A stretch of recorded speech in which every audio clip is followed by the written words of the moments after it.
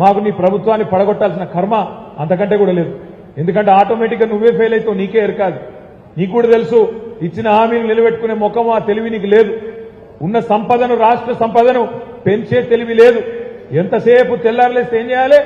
ఈ స్కాము ఆ స్కాము, ఈ ట్యాపింగు ఆ ట్యాపింగు, దాని గురించి తప్ప ఇంకో ఆలోచనే లేదు.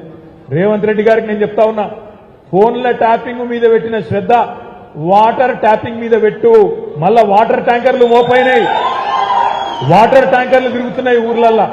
మళ్ళా కేసీఆర్ గారు బ్రహ్మాండంగా ఇంటింటికి నల్ల నీళ్లు ఇచ్చిండే, అది ఎక్కడో కనీసం దాన్ని నిర్వహించి తెలివితేటలు కూడా లేవు ఈ ప్రభుత్వానికి. అందుకే రేవంత్ రెడ్డి గారికి కాంగ్రెస్ పార్టీకి బుద్ధి చెప్పాలి అంటే, వాళ్ళు పెట్టిన డమ్మీ అభ్యర్థి నేను ఉత్తగానే అంటలేను, చేవెళ్ల కోసం జాయిన్ అయ్యిండు పట్నం మహేందర్ రెడ్డి పోయి, పట్నం మహేందర్ రెడ్డి సునీత మహేందర్ రెడ్డి పోయి చేవెళ్ల టికెట్ కావాలని జాయిన్ అయ్యాను. అక్కడ వనికిరారట కానీ మల్కాజ్గిరికి మాత్రం ఆ చెత్తను, చేవెళ్లలో వనికిరాని చెత్తను తీసుకొచ్చి మల్కాజ్గిరి ముఖం మీద వారేస్తా అని చెప్పి ఇక్కడ టికెట్ ఇచ్చింది. మరి ఆ డమ్మీ అభ్యర్థి కాదా ఆమె? ఇక్కడ పనికొచ్చే అభ్యర్థినా?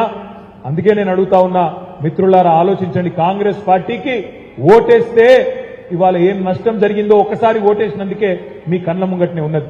మళ్ళొక్కసారి ఓటేస్తే ఏమంటాడు రేవంత్ రెడ్డి?